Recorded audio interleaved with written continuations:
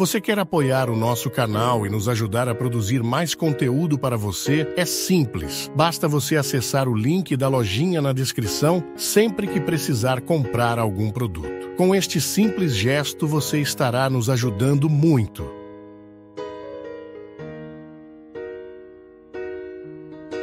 Às vezes nós vamos incorporando ao nosso jeito de ser detalhes que nem são nossos.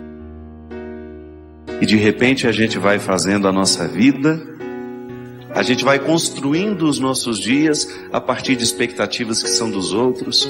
É muito triste quando você percebe que você está pautando a sua verdade pessoal a partir das expectativas dos outros. Isso pode acontecer dentro do casamento. Muitas vezes uma pessoa pode abrir mão de ser quem ela é, porque ela vive para poder cumprir as expectativas que o outro alimentou. Por isso que o namoro precisa ser um tempo de muitas decepções. Porque o que é a decepção?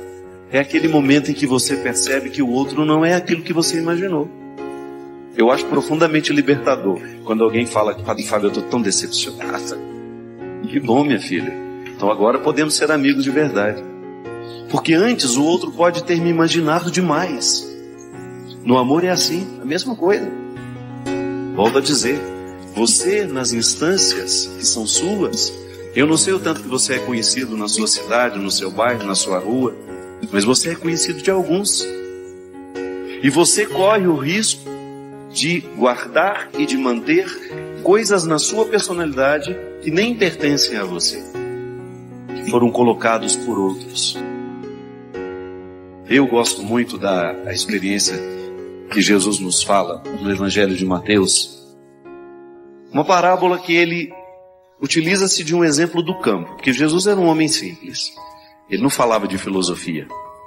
Paulo fala filosoficamente. O apóstolo Paulo, quando você pega os escritos dele nas cartas, você tem ali um intelectual falando.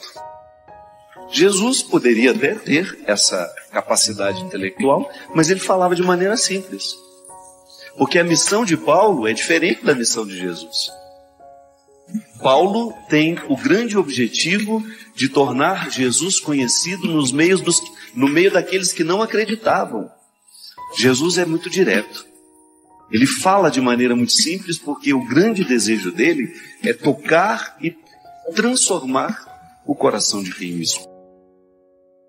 Então você vai ver em muitos momentos Jesus utilizando-se de exemplos da vida do campo. Porque ele falava com lavradores, falava com pescadores. E essas pessoas só podiam entender se ele falasse assim, com essa simplicidade. Mas essa simplicidade é de uma profundidade que ainda hoje continua nos falando. Deus nos fala com a voz que a gente sabe ouvir. Ele não vai falar com você a partir de uma linguagem que lhe é diferente, não. Sempre que Deus quer falar comigo, Ele fala a partir da linguagem que eu entendo. Ele vai utilizar-se de todos os recursos que são próprios da minha alma. Então, se você gosta de arte, é natural que Deus vá se revelar de maneira muito especial a você através da arte. Se você é muito religioso, Deus vai ter facilidade de se manifestar na sua vida através da religião. É por isso que a gente precisa ter muita paciência com aqueles que não vivem igual a gente, que não escutam a mesma voz que nós escutamos. Fica tranquilo, mais cedo ou mais tarde Deus falará com aquela pessoa com a linguagem que ela sabe ouvir. Porque o grande desejo de Deus é comunicar-se a todos nós. Você como pai, você não precisa falar linguagens diferentes lá na sua casa? Você como mãe, tem 5 filhos, dá para falar igual com todo mundo? Não. Seria uma tolice da sua parte querer falar com todos os seus filhos, utilizando-se da mesma linguagem. Por isso que é bom a gente observar o outro. Que lá você vai com um jeitinho que vai facilitar a palavra cair no coração dele. Quando eu falo a palavra, é o dia a dia. Não estou falando só da palavra de Deus, não. Às vezes você precisa dar um conselho para uma pessoa, você sabe que aquela pessoa está necessitada daquele conselho, mas se você chegar com os recursos errados, como diz a própria palavra, a Sagrada Escritura, é jogar pérolas aos porcos. Não que o outro seja um porco. Não. É que às vezes o espaço, a maneira como nós escolhemos fazer é porca. É precioso o que eu preciso dizer, mas se eu digo com arrogância, você nem presta atenção no que eu estou dizendo, não? Eu particularmente tenho muita dificuldade de prestar atenção num arrogante. Pode estar falando a coisa mais verdadeira do mundo, aquilo não me toca. Essa semana eu estava lendo a entrevista que a Adélia Prado deu. A simplicidade com que aquela mulher faz uma leitura do Brasil a me comoveu, porque ela disse que a tragédia de Mariana, aquela lama toda, é a expressão de uma lama maior. E ela falou que ela tem medo dessa lama. Aquela tragédia expressa outras tragédias nossas.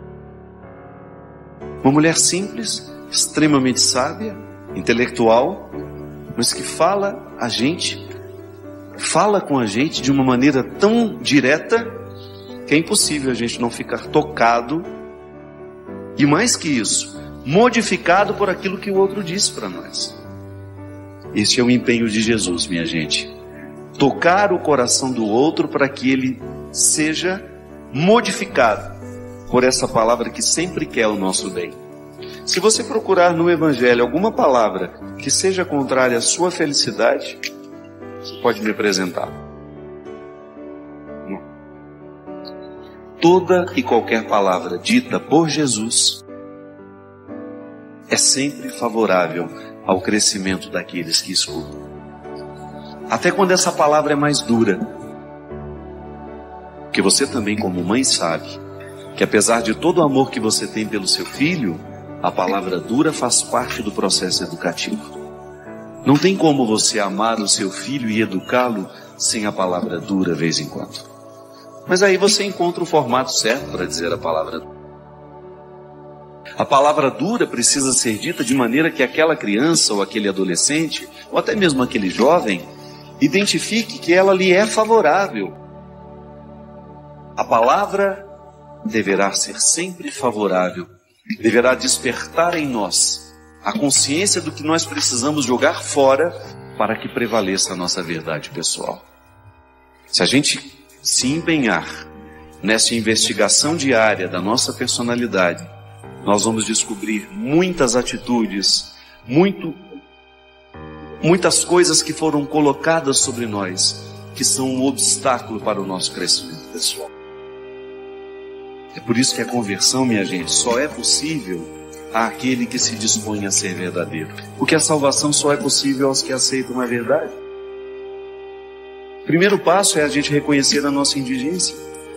Sou miserável, não tenho medo dessa miséria. Administro dia a dia.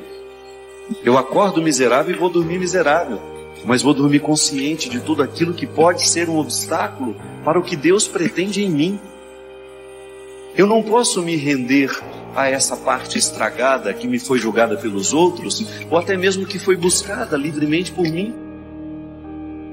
Jesus fala dessa realidade a partir do joio e do trigo. Jesus apresentou-lhes esta parábola. O reino dos céus é como alguém que semeia boa semente no seu campo. Enquanto todos dormiam, veio seu inimigo, semeou o joio no meio do trigo e foi embora. Quando o trigo cresceu e as espigas começaram a se formar, apareceu também o joio. Os servos foram procurar o dono e lhe disseram: Senhor, não semeaste boa semente no teu campo? De onde veio então o joio? O dono respondeu: Foi algum inimigo que fez isso. Os servos perguntaram ao dono: Queres que vamos retirar o joio? E ele disse: Não. Pode acontecer que ao retirar o joio, arranqueis também o trigo. Deixai crescer um e outro. E no momento da colheita, direi aos que cortam o trigo: Retirai primeiro o joio e amarrai-o em feixes para ser queimado. O trigo, porém, guardai no meu celeiro.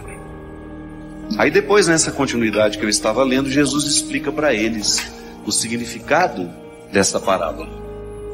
Ele voltou para casa, como eu tinha dito, os discípulos aproximaram e perguntaram a ele: Senhor, o que o Senhor quis dizer com aquela parábola do joio?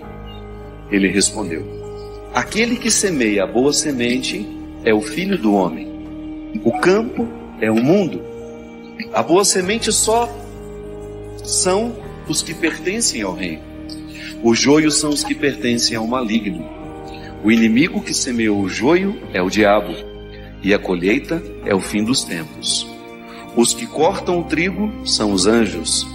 Como o joio é retirado e queimado no fogo, assim também acontecerá no fim dos tempos.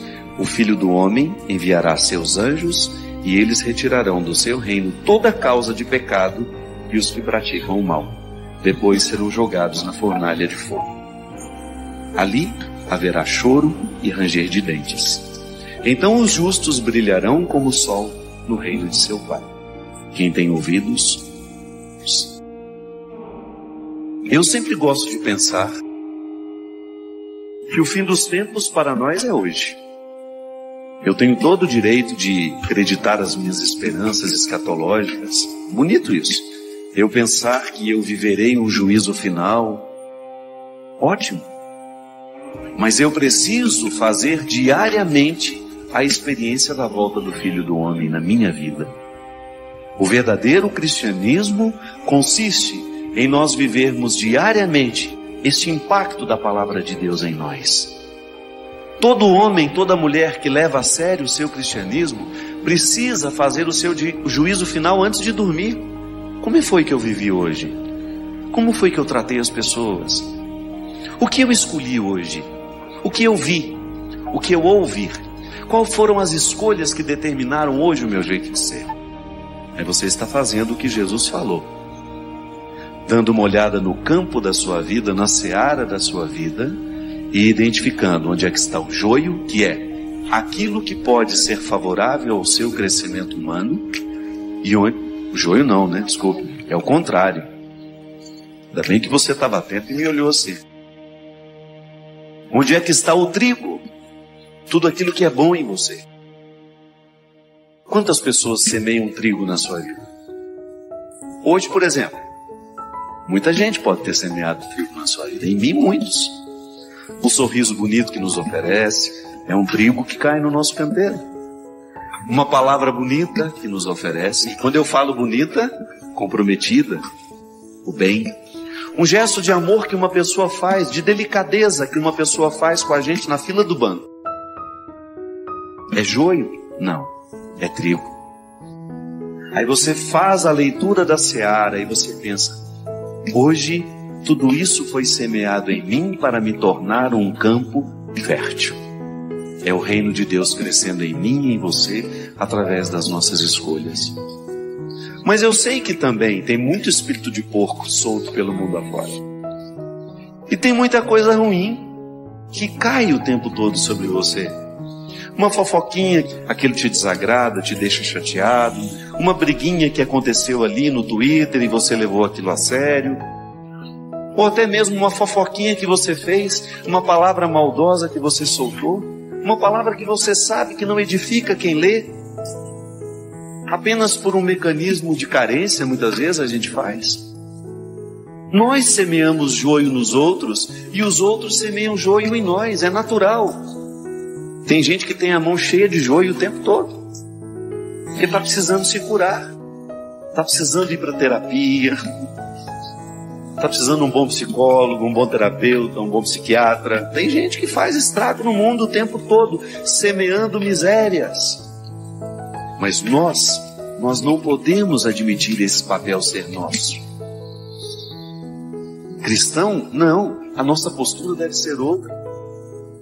O nosso compromisso deverá ser diário, em não permitir que o mundo seja semeado por coisas ruins a partir de nós. Então, minha gente, quando nessa canção a gente diz: nem tudo que sou é meu, é você ter coragem de jogar fora aquela mágoa, porque ela foi semeada por alguém que só tinha joio no coração. Não leve para a cama. Nem tudo aquilo que você se tornou é você. É preciso ter coragem de arrancar pela raiz. É preciso ter coragem, se for preciso, recomeçar a vida, mas a partir de uma verdade. Reunir o trigo que foi semeado em você, tudo aquilo de bom que você recebeu dos seus pais, dos seus amigos, das pessoas que passaram pela sua vida, porque até mesmo as pessoas que nos amam, ainda que não estejam conscientes disso, jogam joio no nosso processo humano. Quantas coisas eu precisei renunciar depois de grande, porque eu tomei consciência que aquilo não me fazia bem.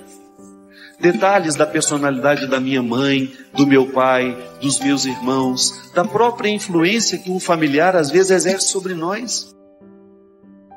Eu tenho certeza que aqui, e muita gente que nos assiste em casa, conhece pessoas que ficaram emperradas na vida por causa de relações doentias familiares.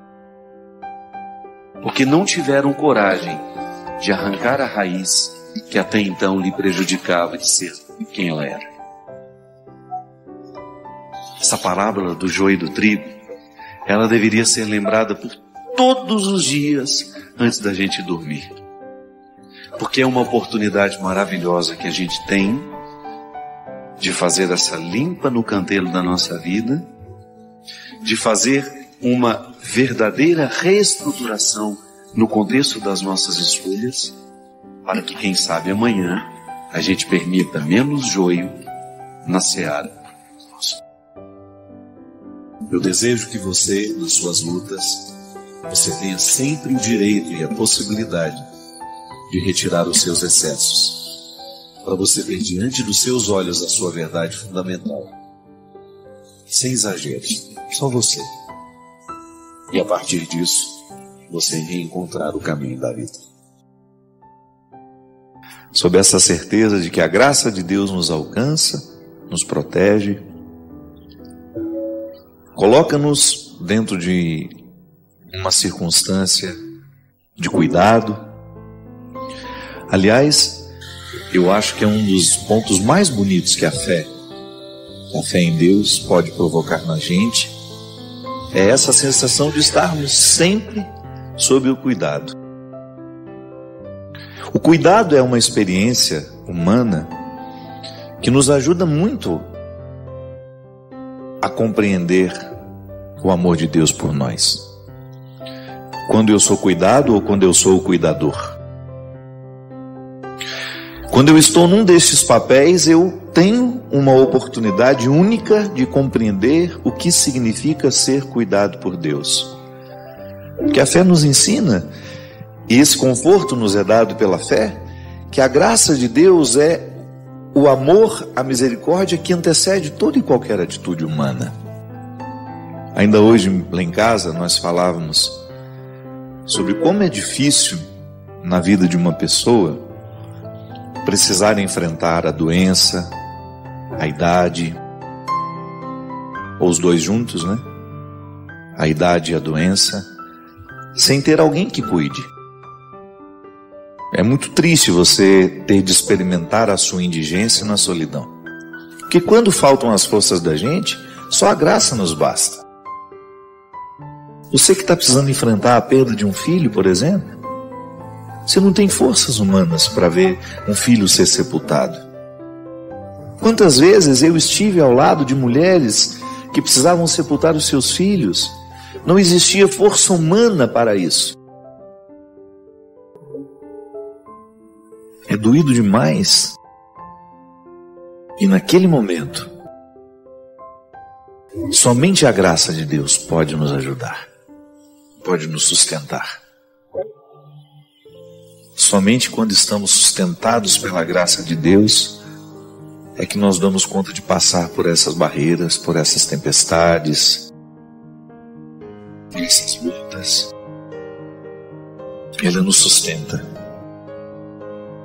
Nos sustenta, nos dá condições de compreender a fraqueza como uma oportunidade de conhecer esse Deus que nos antecede. Porque é assim, é como se nós tivéssemos esgotado todos os nossos recursos. Eu já dei a minha paciência, eu já dei a minha caridade, eu já dei a minha coragem, eu já dei o meu amor, eu já dei a minha misericórdia e não sobrou nada de mim. Então, Deus vem e me sustenta com aquela reserva, como se fosse o nosso pré-sal, né? Quando você acha que você já esgotou todas as riquezas do solo, você ainda chega ao lugar que não é seu mais, aquela antessala, mas que está à sua disposição, como uma reserva para lhe ajudar a prosseguir. Perder alguém. Como é difícil a gente perder alguém. Perder uma mãe, ter de sepultar uma mãe. Mia Couto dizia de maneira tão poética, né? Não há terra nesse mundo que possa sepultar uma mãe. Eu digo que não há terra neste mundo que possa sepultar uma pessoa que a gente ama, seja qual for o papel dela na nossa vida. Seja por uma ligação biológica, pelo sangue igual que nós temos, ou seja pelo vínculo que a vida nos proporcionou viver. O amor que se estabeleceu e que ficou definitivo. Você ter de sepultar uma pessoa que foi fundamental na sua vida não é fácil, não é brincadeira. Porque se eu vivo o meu cristianismo somente na sala que eu conheço, a sala das minhas virtudes, a sala dos meus empenhos, a sala das minhas coragens, das minhas disciplinas, eu corro o risco de viver um cristianismo sem Cristo, sem Deus, sem graça. E à medida em que eu vou perdendo o meu vício, a minha vitalidade, o que me sobra? É aí que muito desamparo se estabelece. É aí que muita fé, que parecia fé, cai por terra quando você percebe que não há Deus naquela história. Há apenas uma busca de si mesmo, que parece religiosa. O que significa ser sustentado por Deus? Porque essa frase é usada tantas vezes, mas quem de fato sentiu isso? Vamos deixar de hipocrisia. Quem de fato sentiu que depois de não haver mais forças humanas, você experimentou uma força que não era sua, que te segurou? Chegar à verdade dessa expressão, e não apenas a repetição. Que Deus me sustente na hora da minha dor, tá? É bonito dizer isso. Mas isso só vai acontecer se a minha espiritualidade for aprofundada e eu viver um caminho em Deus que me faça visitar pelo menos de vez em quando esse Debir, esse santo dos santos. Porque uma religião que não me coloque a sós com Deus, ela pode ser muitas vezes uma prática social, um compromisso de domingo, vou à missa, volto para casa, e ainda não sou capaz de viver os benefícios da minha fé, que é justamente acreditar que há um Deus que me antecede, que chegou antes de mim, que fez por mim. Santo Agostinho dizia isso, que a graça de Deus, ela nos antecede para que a gente possa amar, até para que a gente possa reconhecer o erro que a gente comete. Santo Agostinho dizia que até para a gente se reconhecer pecador, nós já temos que estar sob o influxo da graça. Então, essa graça, esse favor que me antecede em qualquer atitude. Então, por que eu amo? Porque eu sou anteriormente amado. Por que eu sou misericordioso? Porque anteriormente alguém foi misericordioso comigo. Por que eu devo ser justo? Porque anteriormente me foi dado o direito de conhecer a justiça. Na teologia nós aprendemos que a graça é o amparo da vida humana. É simples de entender. É como se fosse uma antessala que não nos pertence, mas nos foi dada. Sabe? Ela não é produzida por nós, mas nós podemos frequentar. Não fui eu que construí a antessala. A sala eu estou construindo, que é a minha vida, mas a antessala não. Me foi dado o direito de frequentar. Então me antecede. Quando eu descobri que Deus é amor, quando eu tive a oportunidade de conhecer a misericórdia de Deus que nós celebramos no último final de semana, quando eu descobri o significado dessa misericórdia como uma graça que me antecede, e quando eu vi os benefícios dessa misericórdia na minha vida, mas eu quero contar isso para todo mundo. Não quero mais, eu não quero perder a oportunidade, ainda que seja numa graça que eu faço, ainda que seja numa piadinha que eu conto. Eu ter a oportunidade de mostrar que Deus é amor, isso para mim é a minha maior alegria. Eu sempre digo isso para mim mesmo, né? Quando eu vejo o resultado do meu trabalho, quando eu vejo tantas pessoas prestando atenção nas minhas palavras, para não me encher de vaidade e pensar que isso é meu, é só lembrar que eu não digo uma palavra, ainda que eu fale isso de forma diferente, que eu não tenha aprendido no Evangelho, que eu não tenha aprendido com Jesus. Então, o meu pano de fundo é Ele. Foi com Ele que eu aprendi. É com Ele que eu aprendo diariamente aquilo que eu faço questão de ensinar. Sabe por quê? Porque me fez bem. Então, ter fé é você reconhecer que em nenhum momento você esteve sozinho. Nas pedras das estradas onde andei, nas perdas que enfrentei para ser quem sou, no fracasso que vivi, comigo estavas o tempo todo ali. O teu amor me basta. O teu olhar me alcança. Em teu colo sou criança e o teu prazer é me guardar. E sob a tua graça eu ponho a minha vida. Quando eu não tenho saída, a tua voz me faz voltar. E eu me lembro que no dia que eu fiz a música, eu fui fortemente visitado pelos acontecimentos que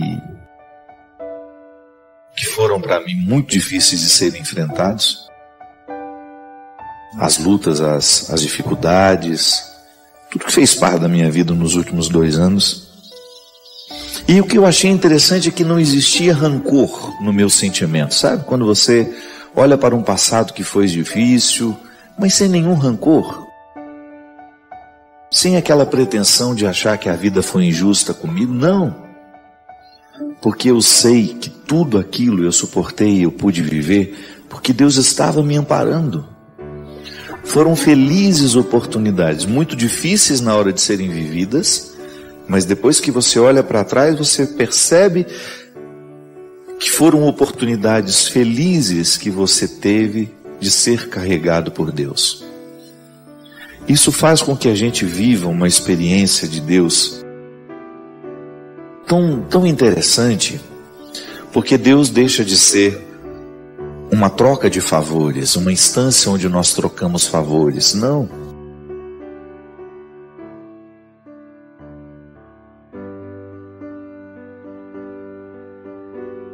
Sua participação é crucial. Compartilhe suas ideias nos comentários. Inscreva-se para mais inspiração e convide outros a fazerem parte dessa jornada de crescimento.